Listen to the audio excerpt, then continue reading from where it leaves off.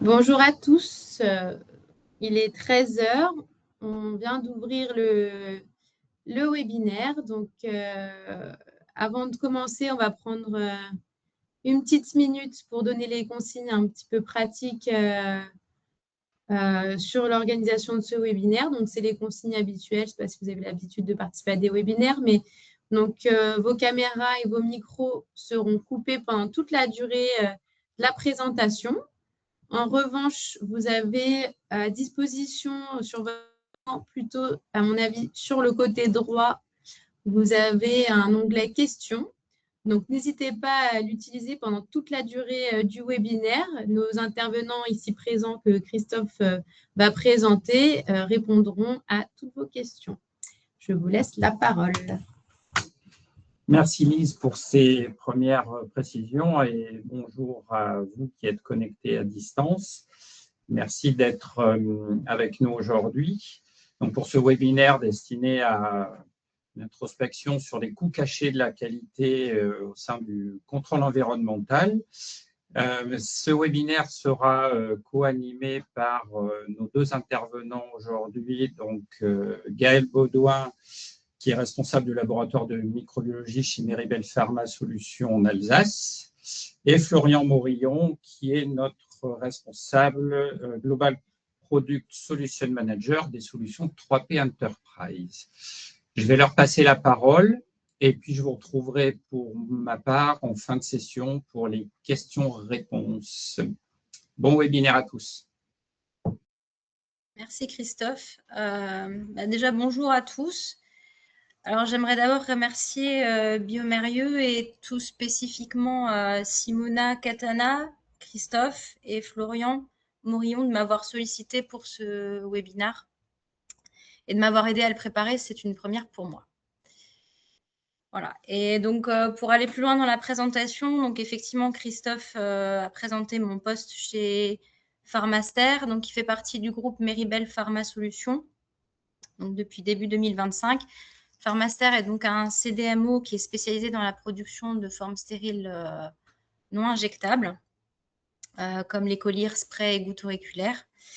Et Pharmaster travaille donc avec Biomérieux depuis de nombreuses années maintenant, notamment avec les milieux de la gamme 3P pour le contrôle environnemental. Et on parle de plus en plus donc de digitalisation dans beaucoup de domaines et j'ai décidé de me lancer dans ce projet et voir comment l'implémenter chez Pharmaster et donc de solliciter Biomérieux à ce sujet.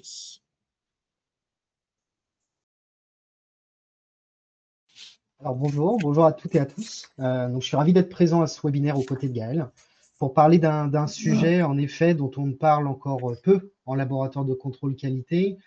Donc pas de la conformité, pas de l'assurance de stérilité, mais bien des coûts cachés de la qualité dans nos programmes de contrôle environnemental.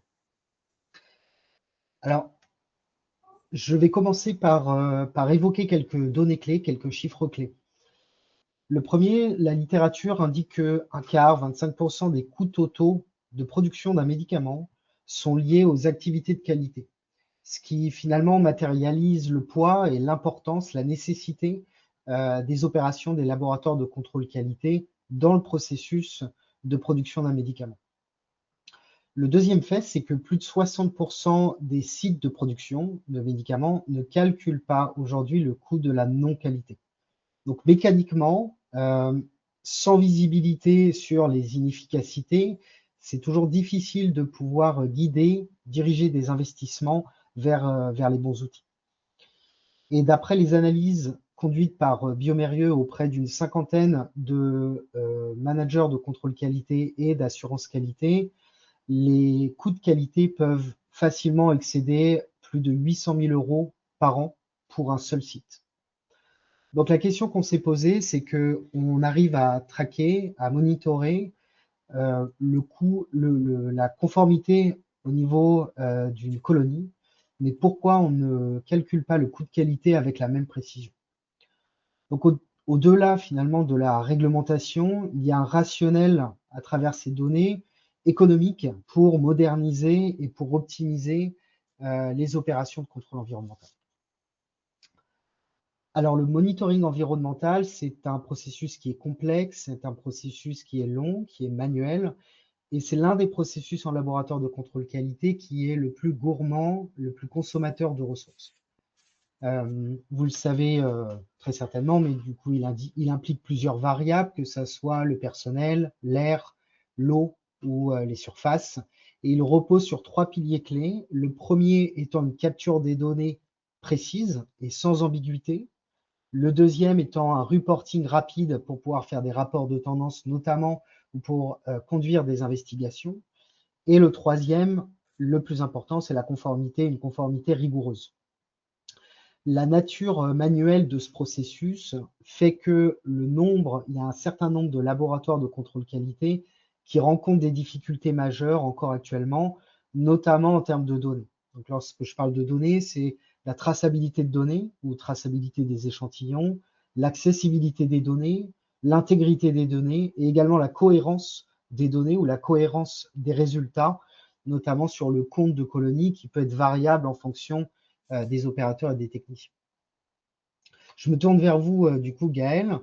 On voit un nuage de mots ici sur cette slide qui matérialise un peu les problèmes rencontrés par vos pairs. Est-ce qu'il y a des termes ici qui résonnent plus particulièrement chez vous? Alors, il y a effectivement beaucoup de termes forts là sur la diapo. Je vais bien sûr pas tous les citer, mais il y en a quelques-uns qui me marquent particulièrement aujourd'hui. C'est le time consuming, donc coûteux en temps. Excel aussi. Le mot ennuyeux. Autre mot fort, les erreurs humaines. Et bien sûr, au final, le coût. Parce que là, tous ces éléments évoqués, là, ça prend du temps, comme la documentation, la saisie de données, donc la récolte des données dans différents fichiers Excel aujourd'hui. Les investigations aussi qu'on mène en cas de résultats hors spécification, qui mobilisent énormément de temps et de personnes aujourd'hui dans cette activité-là. Sur le côté investigation, documentation, c'est une bonne transition, on en parlera juste après.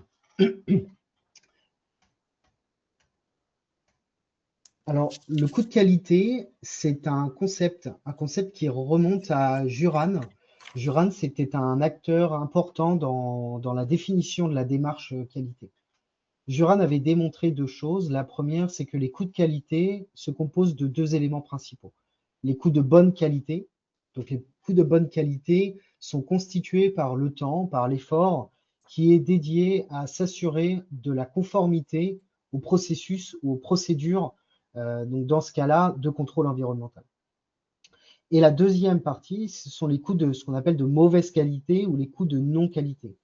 Donc, ça va être englober tous les coûts qui sont associés à la gestion des investigations que vous mentionniez, Gaël, tout à l'heure, à se conformer à une warning letter de la FDA, par exemple, qui peut arriver, à des rejets de l'eau qui sont dus à des out of specification, etc., etc.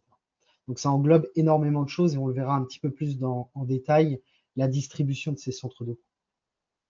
Juran avait démontré également autre chose, c'est que plus une organisation se conformait aux exigences réglementaires et aux procédures, plus ça devient coûteux. Et cette hausse de coût, elle est exponentielle avec la conformité. Il existe aujourd'hui des techniques et également des nouvelles technologies qui peuvent briser finalement cette trajectoire exponentielle et rétablir ce contrôle de coût. Alors, le diagramme Sankey que vous voyez ici met en évidence une distribution des centres de coûts qui sont liés au contrôle environnemental. Et ça indique une distribution de coûts moyenne pour un site qui va processer environ 100 000 contrôles de EM, de contrôle environnemental par an. On voit que pour ce cas précis, 800 000 €, et ça peut facilement excéder 800 000 €, sont consacrés au contrôle environnemental par an pour un site. Si vous regardez le diagramme d'un peu plus près, en détail, il y a une ligne verte en bas qui est plus large que les autres. et il s'agit du coût qui est dédié à la gestion des investigations. À lui-même, la gestion des investigations peut représenter 300 000 euros. Donc, je me retourne vers vous, Gaël. Quand vous avez commencé à initier, à analyser ces coûts de qualité de manière holistique en détail, est-ce qu'il y en a certains qui vous ont surpris particulièrement? Alors effectivement, j'ai été amenée à faire l'analyse des coûts avec Simona en avril dernier. Donc, on a décortiqué tout le processus du contrôle environnemental. Et on m'a posé beaucoup de questions, notamment sur le nombre de personnes, le temps passé. Et effectivement, je me suis rendu compte que j'avais tendance à dire oui, et je le dis toujours aujourd'hui, oui, ça prend du temps, mais je n'étais pas capable de le chiffrer. Donc, je me suis un peu retrouvée pas dépourvue, mais voilà, à réfléchir davantage, alors que c'est des choses où je suis très impliquée dans le processus. Mais voilà, ça m'a interpellée. Et au fil de l'exercice, avec les données chiffrées qui prenaient forme, voilà, ça m'a vraiment choquée, comme diraient les jeunes aujourd'hui, de me rendre compte que les investigations, c'était vraiment le poste le plus important aujourd'hui, mais pas que. Donc des coûts cachés finalement, qui ne sont pas Exactement. perceptibles ou palpables. Ouais. Très bien. Alors, on va détailler un petit peu donc deux centres de coûts particulièrement. On va parler de la documentation liée au contrôle environnemental. Alors, la documentation, c'est un peu finalement le tueur silencieux de la productivité. La documentation, elle inclut toutes les tâches papier ou Excel ou semi-digitalisées qui arrivent lors de l'échantillonnage, donc en zone de production, mais également en laboratoire de contrôle qualité. D'après les études qui ont été conduites par Biomérieux, on observe, il existe en tout cas une corrélation, vous voyez, c'est matérialisé sur le graphe de gauche, une corrélation entre le nombre d'ETP, donc d'équivalents temps plein, mobilisés sur de la documentation et le nombre de contrôles environnementaux par an. Ce qui est assez intéressant à observer, c'est que finalement, à volume équivalent, certains laboratoires de contrôle qualité vont mobiliser plus ou moins d'ETP, donc de personnes, sur la documentation pure. Environ 30%, en moyenne 30% du temps qui est dédié aux opérations de contrôle qualité, de contrôle environnemental est consacré à la documentation. Donc, ce qui est très important, ce qui est énorme. C'est-à-dire sur 10 opérateurs ou techniciens qui, à un moment ou un autre, vont être mobilisés sur du contrôle environnemental, vous allez avoir 3 personnes, 3 opérateurs ou techniciens qui vont être dédiés uniquement à de la documentation. Pour que ça soit un petit peu plus palpable, ce que ça signifie, c'est que il faut imaginer, regarder alors toute la saga Star Wars, donc les 9 épisodes Star Wars, non pas une fois, ce qui est déjà pas mal, mais une centaine de fois. Eh bien, ça, ce n'est pas très loin de ce que certains vivent dans les laboratoires de contrôle qualité sur le contrôle environnemental. Vous, Gaël, est-ce que vous avez des exemples, on va dire, concrets sur la lourdeur des tâches liées à la documentation dans votre Alors laboratoire? oui, effectivement, comme vous l'avez dit, on passe vraiment clairement beaucoup de temps à retranscrire manuellement les données, à les vérifier et à les saisir après dans ces fichiers. Donc oui, c'est lourd. Et je peux effectivement présenter des cas concrets dans notre quotidien, dans ce monitoring environnemental. Premier exemple, déjà, rien que on a un service spécifique qui édite les dossiers de l'eau toutes les semaines pour la semaine suivante. Et la documentation pour les prélèvements en fait partie. Elle est donc préparée en amont. Il faut joindre la bonne documentation, il ne faut pas se tromper pour telle ou telle machine. Donc ça, c'est important. Donc, ne pas oublier effectivement ces documents. Ensuite, il faut préparer les documents liés à la surveillance des locaux associés. Pour la classe B, par exemple, on prépare un pack spécifique de documents pour la semaine pour chaque zone. Et côté labo, toutes les semaines, on a un technicien en charge des prélèvements pour les autres classes. Il fait des copies et après, il doit documenter en plus en temps réel les prélèvements et effectivement tous les consommables qui sont rattachés à ces prélèvements. Donc, toutes ces vérifications restent manuelles et demandent vraiment une forte vigilance. Ce que je dis pour les techniciens, c'est exactement pareil pour les opérateurs de production qui font également des prélèvements en cours de l'eau. Donc, on doit être vigilant en plus de toutes les autres tâches qu'on leur demande de faire, à savoir produire ou analyser pour la partie labo. Donc, ça, c'était le premier exemple. Ensuite, le deuxième exemple, toutes les semaines, nos techniciens réalisent des lectures, puisque ce n'est pas tout, effectivement, de documenter les prélèvements. Il faut ensuite documenter tous les résultats. Donc, il y a toute la partie lecture où ils se doivent d'être précis. Et donc, les résultats doivent être retranscrits ensuite manuellement dans les documents. Donc, dans les bons documents, bien évidemment. Chaque data doit être vérifiée avant d'être transcrite. Il faut faire la réconciliation, reporter les données sur les documents. C'est des tâches qui sont manuelles, contraignantes.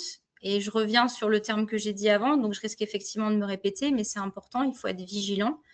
Il ne faut pas se tromper, rien oublier.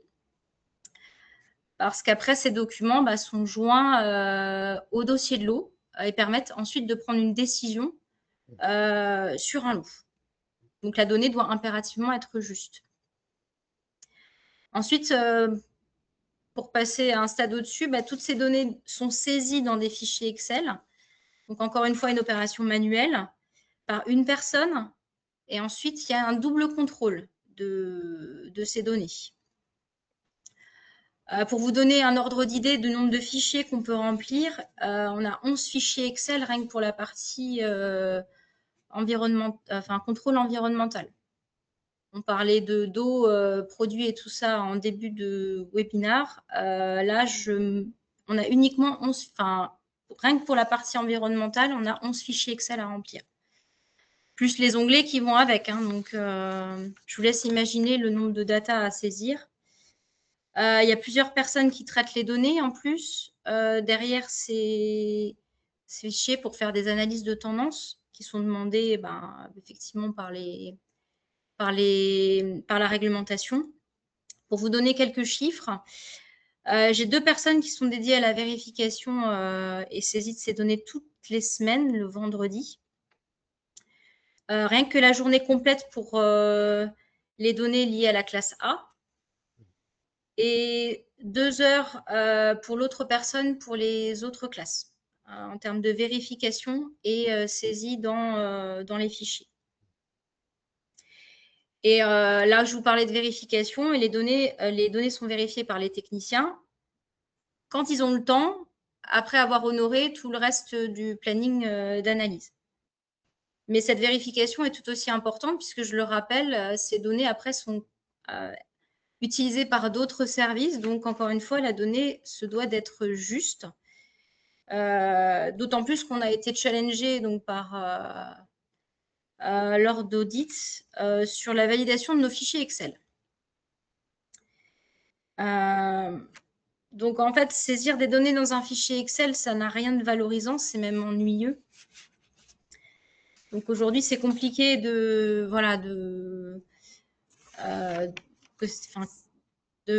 perdurer cette activité. J'essaie d'expliquer au personnel que ces données sont importantes, même avec ce fonctionnement qui est lourd et chronophage. Parce que ces données sont ensuite exploitées déjà pour alerter, puisque finalement, le laboratoire de microbiologie reste un point d'entrée et pour alerter en cas de dérive.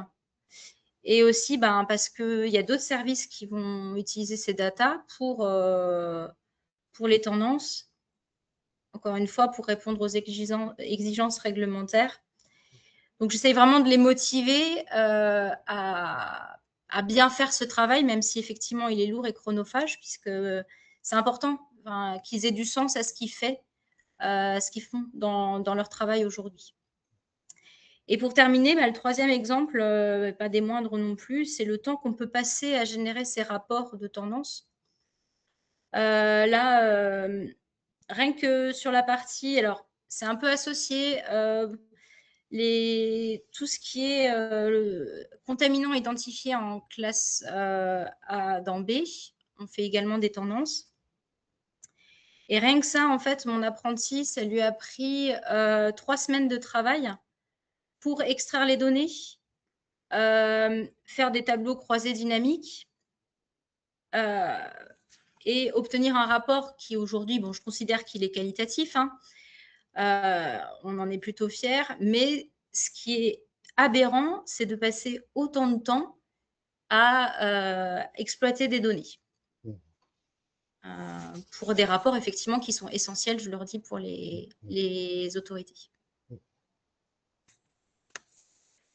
Donc des tâches à faible valeur ajoutée, mais qui sont quand même importantes, cruciales, finalement. Complètement. Et ce qui était assez intéressant dans ce que vous mentionniez, c'était que ça pouvait créer, et ça crée du défocus également chez les équipes, notamment pour du coup les mobiliser sur d'autres tâches à plus forte valeur ajoutée. Ouais. Alors, je vais passer sur un autre centre de coût qui est également important, sont les non-conformités. Concernant les non-conformités, tout au long du workflow de contrôle environnemental, il y a de petites failles qui peuvent se glisser et ce qui peut déclencher finalement une chaîne d'investigation qui est chronophage à gérer, à manager. Que ce soit une étiquette qui soit mal collée, une retranscription de données qui soit erronée, une boîte qui soit égarée, un compte de résultats qui peut être également variable selon l'opérateur, etc., etc. Il y a beaucoup de types de failles qui peuvent se glisser dans ce workflow. Ce que ça amène, c'est que finalement, les laboratoires, ils doivent vérifier, revérifier, recouper les informations, recompter ou compter, documenter, redocumenter. Et les données sont éparpillées, ce que vous mentionniez tout à l'heure, Gaël, sur plusieurs fichiers Excel finalement, entre différents systèmes, éparpillés entre différents rapports papier, entre différents fichiers Excel, etc. Et lorsque les boîtes également sont rejetées, il ne reste plus aucune image, il n'y a plus aucune archive, aucune information brute pour revenir en arrière. Les études qu'on a menées chez Biomérieux indiquent que chaque investigation, finalement, coûte de l'argent, est coûteux, et chaque investigation, ça devient, en plus de ça, étant donné que les données sont éparpillées, fragmentées, ça devient un puzzle qui est incomplet. Une non-conformité, selon les études qui ont été conduites, ça représente à peu près 3 000 € pour gérer, pour être managé, du moment où on va déclencher une non-conformité jusqu'à sa closure par l'assurance qualité. Un laboratoire va gérer environ, c'est une moyenne, 100 non-conformités, déviations qui sont liées au processus EM. Et ce qui est aussi intéressant, c'est qu'il y a une part non négligeable de ces déviations, non-conformités, qui proviennent de problématiques d'intégrité de données. Et finalement, derrière chaque petite erreur va se cacher une machine à coudre. Gaël, je reviens encore vers vous. De votre côté, alors pas simplement sur le pan déviation, investigation, après cet exercice de calcul des coûts, est-ce que votre regard sur le contrôle environnemental a changé? Qu'est-ce que ça a pu changer en termes de discussion en interne, peut-être au sein de votre équipe ou même d'autres départements, auprès du management peut-être, ou en termes de priorité pour votre laboratoire? Alors, ça a changé pas mal de choses. Ça m'a imposé à être plus précise, à se poser d'autres questions. En fait, aujourd'hui, on ne souhaite plus subir, hein, on souhaite vraiment agir et aussi à valoriser les changements. C'est vrai que ce n'est pas évident quand on initie un changement, il y a souvent de la résistance qui s'installe. Mais ouais, aujourd'hui, là, par rapport à tous ces points évoqués, bah, j'essaie d'impliquer davantage l'équipe dans le processus. Je les invite à remonter les problématiques telles qu'elles soient, pas que des résultats non conformes, bien évidemment, mais aussi voilà les difficultés qu'ils peuvent rencontrer au quotidien. J'essaie de prendre le temps de leur expliquer voilà, les impacts qu'une erreur peut avoir à leur niveau. Parce que là, voilà, 3 000 € pour une investigation, une déviation, c'est vrai que c'est lourd, quoi. Voilà. Et multiplié, bah, là, c'est sûr que là, c'est conséquent. Bien sûr. Alors j'aimerais parler maintenant, peut-être pour conclure, de regarder ce que la digitalisation et l'automatisation, automatisation de lecture des boîtes de pétri, permettent finalement de réellement gagner. Le tableau que vous voyez ici résume les gains en termes d'efforts, en termes de temps, de documentation à chaque étape du workflow du contrôle environnemental. Sur certaines étapes, dont la préparation des échantillons avant entrée aux zones de production ou l'archivage des données, un module digital dédié au contrôle environnemental va éliminer 100% des tâches manuelles liées à de la documentation. Sur d'autres étapes du workflow, comme la lecture des échantillons, des boîtes ou l'échantillonnage, l'effort peut être réduit d'environ 85%. Je vais vous prendre un exemple assez concret. Lorsqu'on parle d'échantillonnage, finalement, un workflow générique va se constituer de, première étape, identifier les boîtes.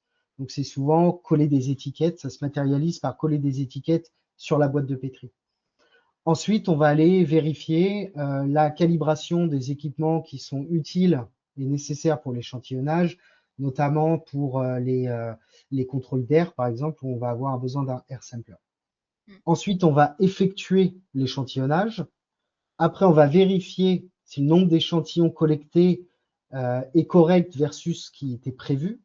Et on va également compléter de la documentation sur ce que mentionnait tout à l'heure Gaël, les dates d'expiration des boîtes de pétri, les dates, le date de prélèvement, l'identifiant de la personne qui a été prélevée en cas de prélèvement sur personnel, etc.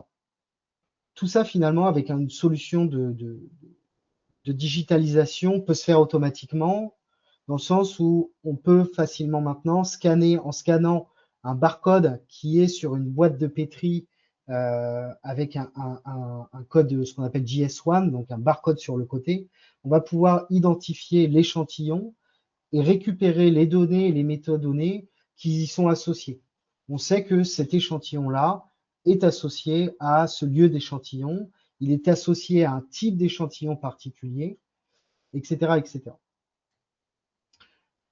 Ensuite, vous avez ici, sur le diagramme de droite, ça illustre la réduction de l'occurrence des non-conformités par étape du workflow. Donc là encore, finalement, la transformation en utilisant un combo digitalisation, automatisation, la transformation, elle est massive. On va avoir entre moins 8 et moins 12% de réduction d'occurrence des non-conformités sur certains maillons du workflow. Donc, utiliser un écosystème digital, automatisation, c'est pas simplement une optimisation sur le workflow, c'est également une transformation du risque. Donc, digitaliser, automatiser, ça ne revient pas à faire un peu mieux de ce qu'on fait déjà, ça revient à supprimer des causes racines, des erreurs, de fiabiliser des données pour éviter d'avoir des problèmes d'intégrité de données, de réduire des investigations, de les éliminer dans certains cas, et également de redonner de la maîtrise finalement au coût de qualité. Donc ces nouvelles technologies permettent de transformer un processus qui est historiquement lourd, complexe, long et également fragmenté en termes de données en un contrôle environnemental qui est sous contrôle en termes de temps, en termes d'effort, sous contrôle en termes de qualité des données notamment, et également sous contrôle en termes de coût. Je laisse la main peut-être pour conclure, Gaël. Si vous deviez recommander une chose à effectuer pour les équipes qui n'ont pas encore fait cet exercice de calcul des coûts de qualité, par où devrait-elle commencer? Alors effectivement, j'invite toute autre personne à se poser, de sortir de sa routine, parce que ce qui n'est pas forcément évident pour ma part. Mais en effet, voilà, la réglementation et le fait d'appartenir à un groupe aujourd'hui impose d'aller vite et fort. Donc c'est vrai que c'est pas toujours évident de se poser. En tout cas, pour n'importe quel projet, je recommanderais à ces personnes de bien lister en fait et de matérialiser toutes les tâches routinières à l'activité, mais pas que en fait, d'élargir plus loin et de voir toutes les tâches annexes liées au processus, même si elles ne sont que ponctuelles. Elles peuvent se révéler extrêmement chronophages et coûteuses au final que d'autres tâches qui sont plus régulières, comme la documentation. Mais c'est vrai que là, on revient sur les investigations. Ça mobilise beaucoup de personnel et beaucoup de temps aujourd'hui. Et ce recul, est-ce qu'il mobilise uniquement du personnel du département de contrôle qualité, mais est-ce qu'il peut également peut-être mobiliser d'autres personnes dans d'autres départements, assurance qualité, peut-être production également? Totalement. Aujourd'hui, l'assurance qualité est impliquée dans les investigations. On a un département spécifique au traitement de ces déviations. Mais forcément, on va solliciter la production. On a besoin d'eux pour comprendre des non-conformités environnementales. Et c'est pas évident de décharger les gens de production qui sont dédiés à leurs activités de production. Voilà, on a besoin d'eux pour comprendre. Donc forcément, le temps qu'on les mobilise, c'est du temps perdu à la production et donc forcément de l'argent perdu. C'est intéressant ce que vous mentionniez parce que c'est vrai que lorsque je discute avec vos pairs, il y a une idée, une perception de les laboratoires de contrôle qualité microbiologique sont un centre de coût. De plus en plus, que ce soit les managers de contrôle qualité, mais également la production, souhaitent mettre la qualité au cœur finalement de la production pour qu'elle puisse définir par design des processus, des procédures également qui seront totalement intégrées dans la production. Donc je pense que oui, en effet, c'est intéressant de pouvoir finalement désiloter, on va dire, ces différents départements.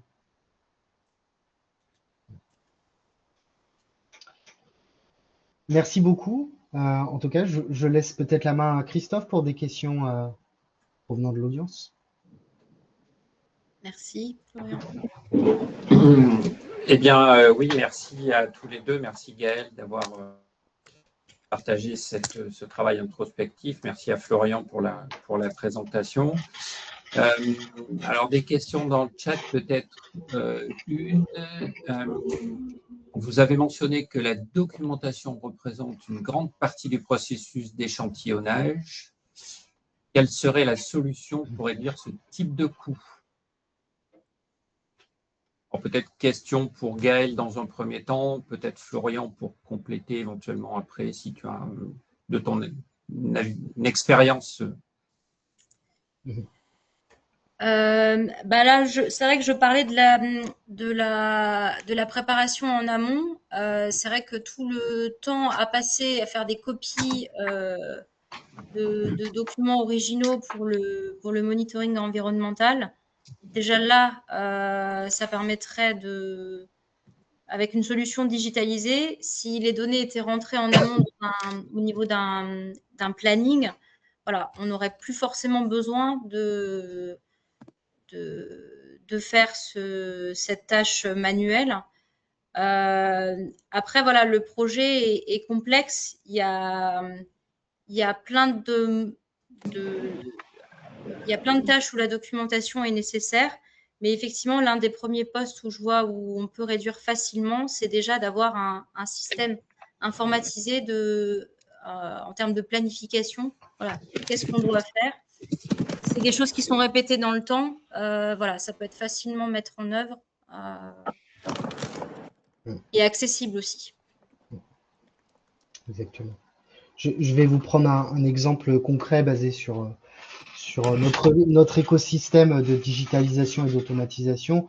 Vous voyez sur cette slide, sur le tableau à gauche, la lecture de l'échantillonnage avec une solution de digitalisation et couplée à de l'automatisation. On permet de réduire le temps de documentation sur cette étape de 85%.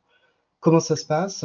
C'est que avec un automate de lecture des boîtes de pétri, l'automate est capable de pouvoir lire combien de colonies sont présentes sur la boîte de pétri, automatiquement va envoyer ce résultat final après l'incubation à un module de contrôle environnemental, donc avec un software, et ce software peut également l'envoyer à un LIMS, si besoin, mais ou simplement que la donnée reste au niveau du software de contrôle environnemental.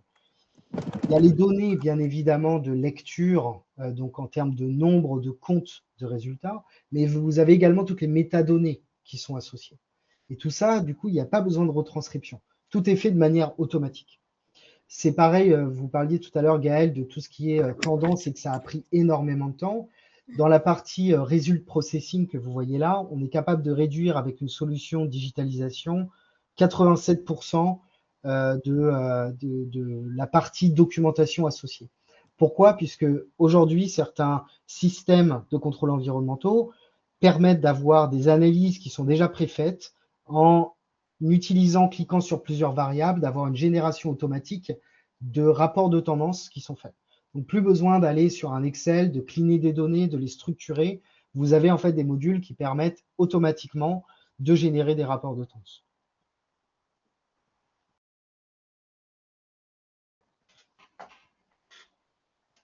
Donc, il y a une nouvelle question sur quand on parle de la conduite du changement, parce que vous en avez parlé un petit peu tout à l'heure, dans le cadre d'un projet de digitalisation, comment concrètement peut-on s'y prendre pour mener à bien ce type de projet, notamment la question porte aussi sur les personnes et les fonctions qu'il faut impliquer dans cette réflexion. Alors, pour avoir démarré voilà, les échanges sur le sujet, il y a bien sûr le labo, mais là, comme on l'a cité dans pendant tout le webinaire, il y a bien sûr le département assurance qualité, mais pas que, il y a aussi les gens de la production à impliquer, puisque forcément, eux aussi documentent comme le labo. Ils font des prélèvements comme le labo. Aujourd'hui, on leur demande quasiment autant, en plus de leur activité de production. Donc oui, c'est important d'impliquer d'autres personnes, d'autres services, pas que le labo. Et surtout, comme je l'ai dit en conclusion, de bien lister en fait toutes les tâches pour bien défendre le projet auprès voilà, pour investissement en fait, surtout. Par expérience d'implémentation de systèmes digitaux industriels, il y a souvent 3 piliers qui sont clés, 3 facteurs de succès qui sont clés. Le premier, c'est de pouvoir bien comprendre les inefficacités actuelles sur le workflow. Et ce n'est pas seulement les identifier, c'est également savoir les communiquer. Et je rejoins totalement Gaël, ce que vous mentionnez, c'est d'impliquer les équipes, c'est-à-dire que tout le monde fasse remonter les problématiques, les difficultés au quotidien, pour que tout le monde soit aligné au sein des différentes équipes sur les inefficacités. C'est-à-dire, finalement, c'est qu'est-ce qu'on doit résoudre, sans parler de solutions à ce stade. Ensuite, la deuxième étape va être de pouvoir définir sa vision du laboratoire de contrôle qualité ou en tout cas des opérations environnementales du contrôle qualité dans 1, 2, 3, 5 ans peut-être. Donc, créer une vision sur à quoi ça peut ressembler. Et là, il faut faire de la recherche de solutions plus ou moins détaillée pour comprendre les gains. Ensuite, il y a une troisième partie qui est aussi un pilier très important, c'est de pouvoir faire les premières étapes, c'est-à-dire aller de l'avant. Ce n'est pas uniquement faire des preuves de concept ou implémenter des nouvelles technologies, c'est tout ce qui va être associé à un programme de transformation digitale. Revoir les formations, revoir les compétences, avoir des plans de formation qui sont adéquats avec les nouvelles compétences, réallouer les ressources également, puisque ce qu'on mentionnait, réduction drastique de la documentation fait que vous allez avoir des ressources qui ne vont plus être mobilisées sur des tâches à faible valeur ajoutée, mais vous pouvez les mettre sur des tâches à plus forte valeur ajoutée. Donc, il y a énormément en fait de choses à implémenter, à réfléchir en amont pour pouvoir, je dirais, combattre cette résistance qui est naturelle finalement derrière. Ok, merci. Alors, je n'ai pas d'autres questions dans le fil de chat. C'est pas grave, on va gagner un petit quart d'heure. Moi, j'en avais peut-être une pour finir quand même, qu'on se posait en préparant. Gaëlle, si on regarde un peu avec le recul de la pratique de cet exercice et du temps que vous y avez passé, est-ce que vous direz que ne pas mesurer ses coûts, aussi une notion de risque qui doit être pris au sein d'une entreprise, et comment vous le percevez? Alors moi, je dirais que oui, effectivement, à terme, ça peut représenter un risque. Parce qu'à force de passer autant de temps sur des investigations ou sur des tâches, voilà, comme on l'a dit, à faible valeur ajoutée, on s'expose à démotiver les équipes et à désengager complètement le personnel sur leur travail. Donc, on risque de s'exposer à des départs. Et tout ce que ça implique derrière, la perte du savoir. Là, on parlait de formation. Voilà. Donc, il faudrait recruter et reformer derrière. Donc, et forcément, ça prend du temps, encore une fois, en plus de la routine et du quotidien. Effectivement. Écoutez, s'il n'y a pas d'autres questions dans le fil, ce qui a l'air d'être le cas, je vous propose de conclure ce webinaire en vous remerciant à nouveau tous les deux, Gaëlle et Florian, d'avoir eu cet échange, de l'avoir préparé ensemble, et Gaëlle pour ce travail effectué et la transparence. Merci. Et puis, je vous donne rendez-vous pour peut-être un prochain webinaire à une autre occasion et un replay de celui-ci, quoi qu'il en soit. Et je vous souhaite une bonne journée. Merci. Merci beaucoup. Bonne journée à tous. Au revoir. Au revoir. Au revoir.